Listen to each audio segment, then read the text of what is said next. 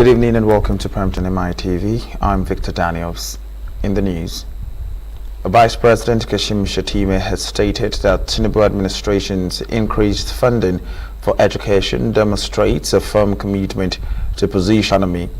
Speaking at the University of Maiduguri's 50th anniversary, he warned that underfunded universities undermine Nigerians' global competitiveness, noting that education is now central to national development and security. Shettima disclosed that the 2025 budget allocates education, which is 7.3% of the national budget, supporting mechanized farmmanship to equip students with modern skills.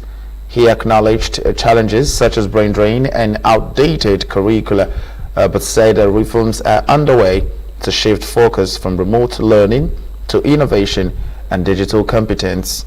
Describing education as the immune system of the nation, the Vice President praised the Borno State's recovery efforts despite years of insurgency and backed education as key to job creation, poverty reduction, and stability under the Renewed Hope agenda. We have products men and women whose kindly will lay the foundation for every aspiration for progress and development in our society. Their contributions will not have endured without institutions that shape our world. And so it is with profound honor that I join you today to celebrate the history of His Excellency and the legacy it continues to build across time. Every institution is defined not only by the strength of its research outputs, but by the quality of the students it molds. On this point, for this occasion, institution that's the fact that there can be reliable partners for governments and the private sector. This encourages for us in Borno State, partnership with the university has become a way of life. They lead our think tanks and conduct surveys and other researches aimed at solving problems. I urge all of us to join the chief lancer, Alhaji Dr. Muhammad in the CFR in contributing generously to the fund. And as is the trend for this century, we are also, ladies and gentlemen, we must be. Our Vice President Kashim Shettima called for a stronger collaboration between the executives and legislature, stressing that alignment of purpose is crucial to building a Nigeria that works for all citizens. Speaking at a dinner hosted by the First Lady in person of Senator Oluremi Tinubu for members of the National Assembly at the Presidential Villa in Abuja, Shettima praised the harmony rooted in leadership, foresight and collective resolve between the two arms and the President Tinubu's administration.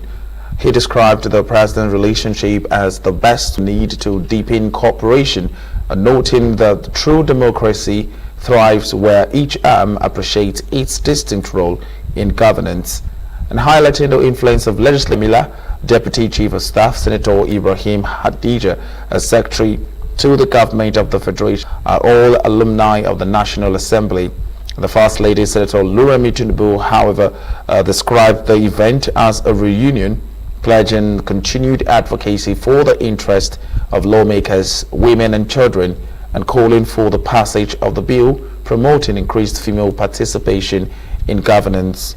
Senator President Godswill Akpabio also reaffirmed the legislature's resolve to support the executive in tackling insecurity, while Speaker Tajuddin Abbas and Governor Hope Uzodinma pushed for an increased representation of women in policymaking and leadership roles. the National Assembly is in truth a family house. It's why you do not abandon when you take on new responsibilities. Its badge is not something you drop at the gate of another office. It lives with you. Nigeria's democratic conscience, glory of this great evening. Perhaps to state the obvious, the entire architecture of the presidency today is anchored by the... Like I said, mine is to thank you, but in thanking you, I must also recognize the challenges that you face and commend members that each time these challenges come up, you continue to rise to the occasion, thinking only of the best interest of Nigeria. Passed the not too young to run bill. There was a lot of opposition to that bill, even from within, but we were able to persuade each other that that bill augurs well for Nigeria. It is the same way that I want to thank you in advance, because I know that you have persuaded each other that this gender parity bill augurs well for Nigeria. Reflect your commitment to our nation and to the democratic values we collectively uphold. For me, this evening feels much like a reunion. This room,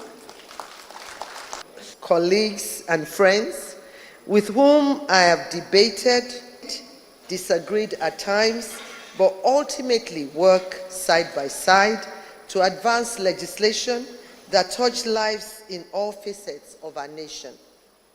I remain proud of what we achieved together, and I am even more proud to witness the giant strides you continue to make under the leadership of the 10th National Assembly.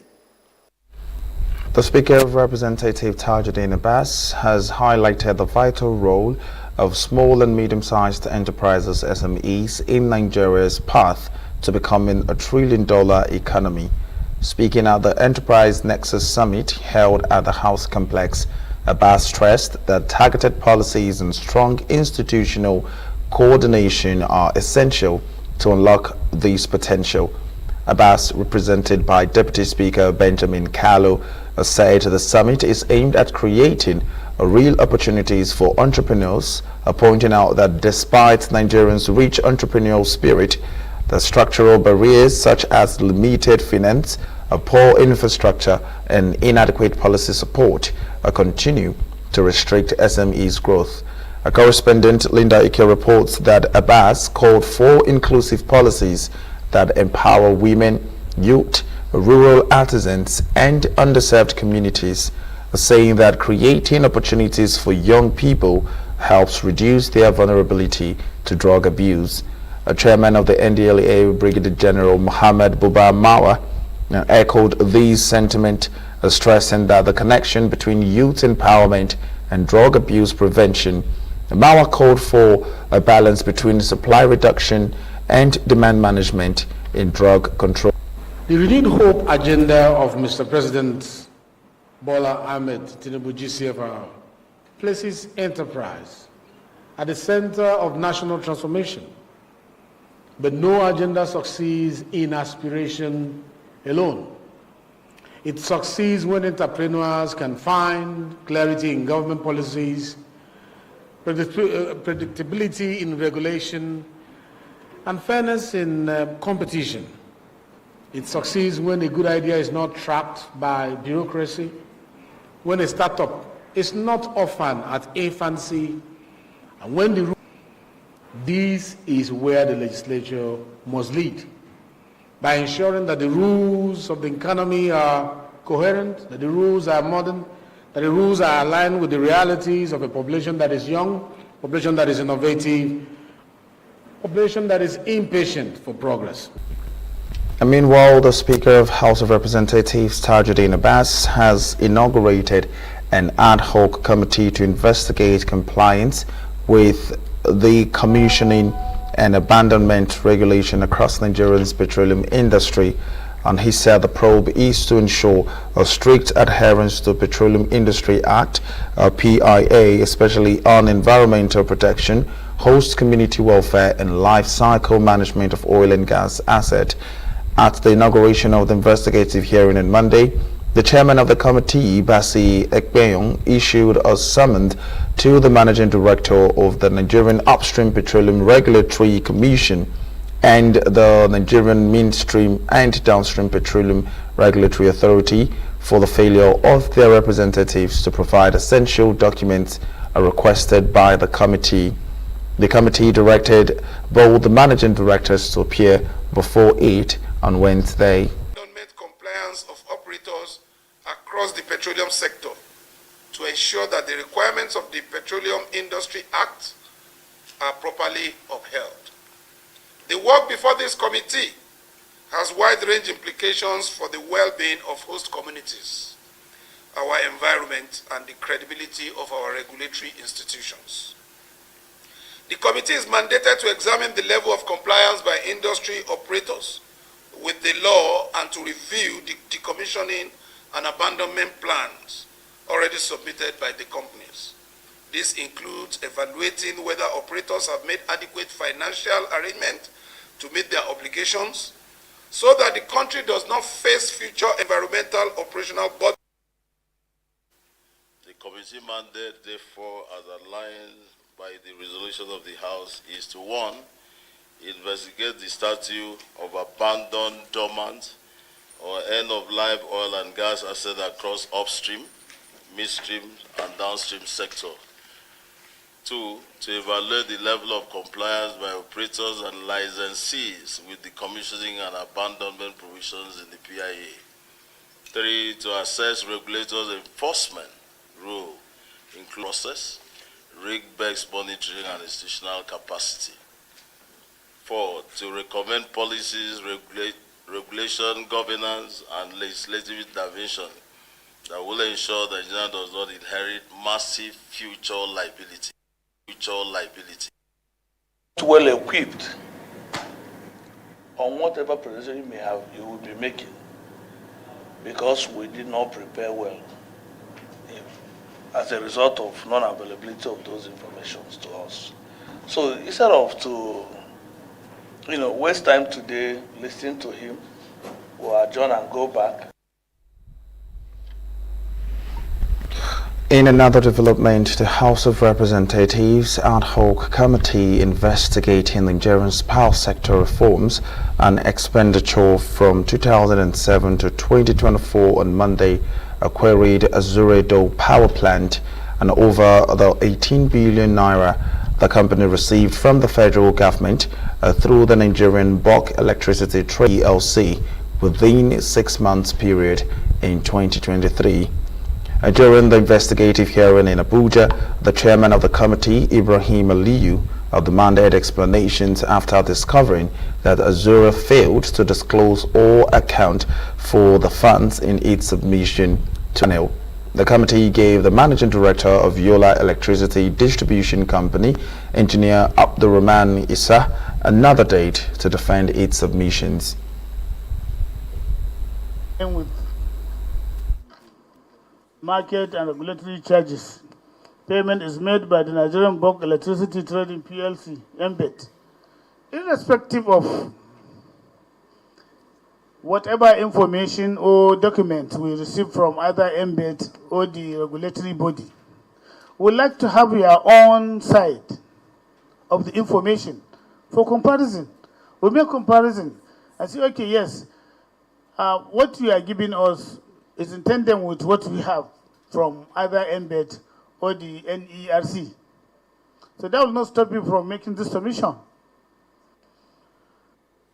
Other information will remain available to provide any further non-confidential information that may assist the committee. I don't understand what you mean by non-confidential. The context at which we took the letter was not entirely accurate. What we had was relating to on the privatization side and on government reform. So I think that was the misunderstanding on our side.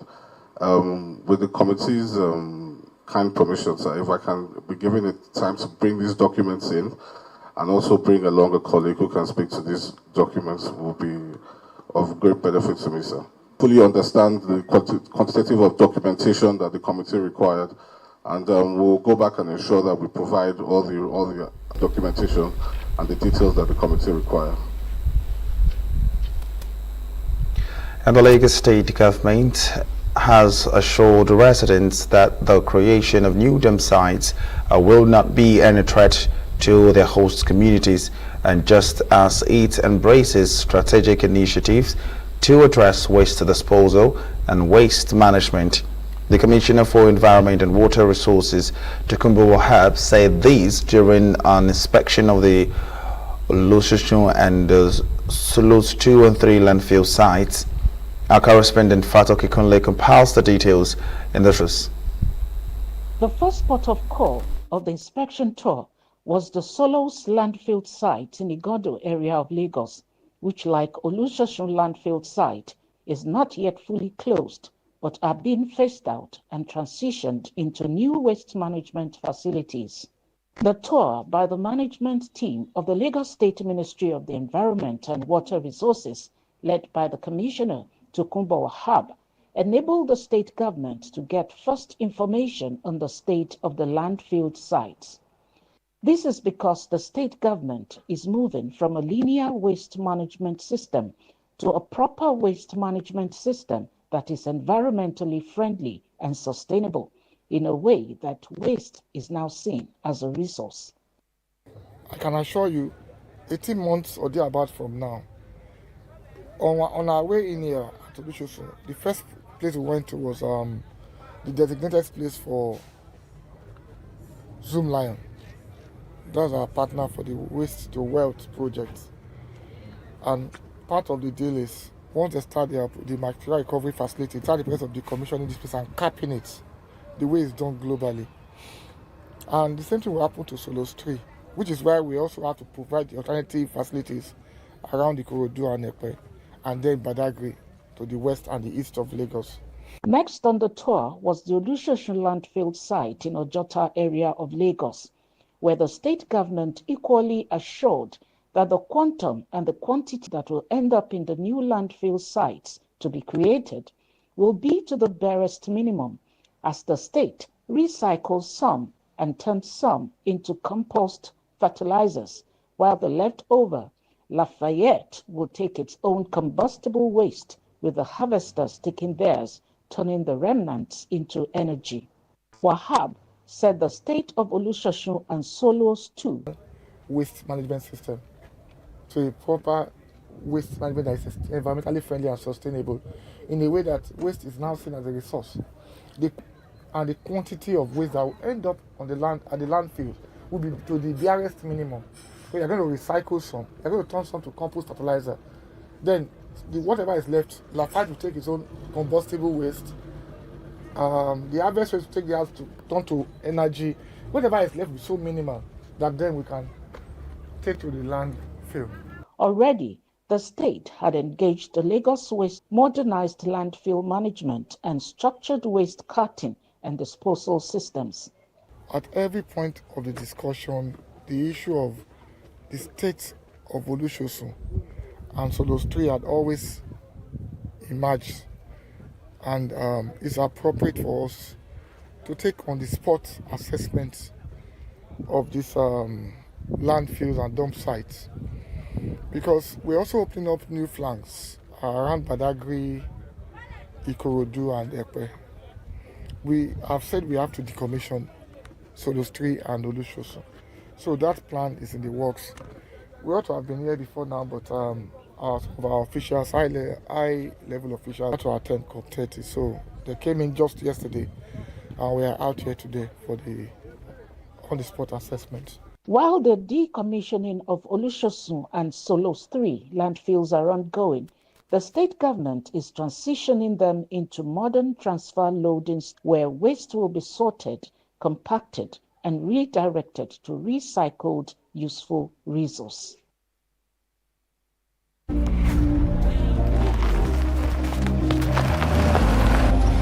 Bro, na transfer. Na money point, Oga.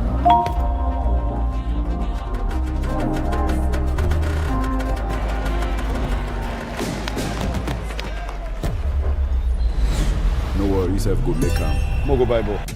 Victor, even you they use money point? Of course now, they use money points. Confirm. Money point, made for your progress.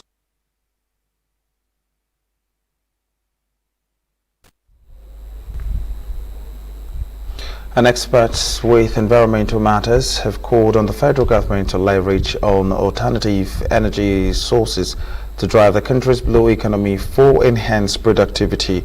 This submission was made by the energy experts and industry stakeholders at the 2025 National Conference and Annual General Meeting of the Nigerian Institution of Environment Engineers held in Ibadan, the Oyo State capital. Mitv correspondent Kevin Awoke had the report. This year's conference of the foremost Nigeria's environmental engineers focuses on the blue economy and how Nigeria can utilize the over 209 trillion cubic feet of gas reserves to transform the country into a gas-powered economy by 2030. While acknowledging the giant strides by the federal government towards driving various decarbonization strategies, health, safety and environmental expert Dr. Stephen Adeshola called for increased synergy between relevant stakeholders to harness the potentials of the blue economic space. Fairly recently, NIMASA unveiled a maritime carbon emission system in COP30 in Brazil. A system that measures and tracks our carbon footprints. And for me, that is a giant footstep. The IMO has also set very ambitious guidelines. And one step at a time, our government is making significant efforts to meet these timelines. And so, generally, a lot further. And conversations around leveraging on alternative energy sources. Nigeria currently sits on a 209 trillion scoff of gas reserves. How can we leverage on this to drive the blue economy? And so, government is currently walking the talk, policymakers are walking the talk, experts are walking the talk. But we need more collaboration. Reducing the level of pollution in Nigeria's waterways and ensuring environmental integrity also burdens the minds of these experts. Dr. Kolawole Adisa, head of the Department of Safety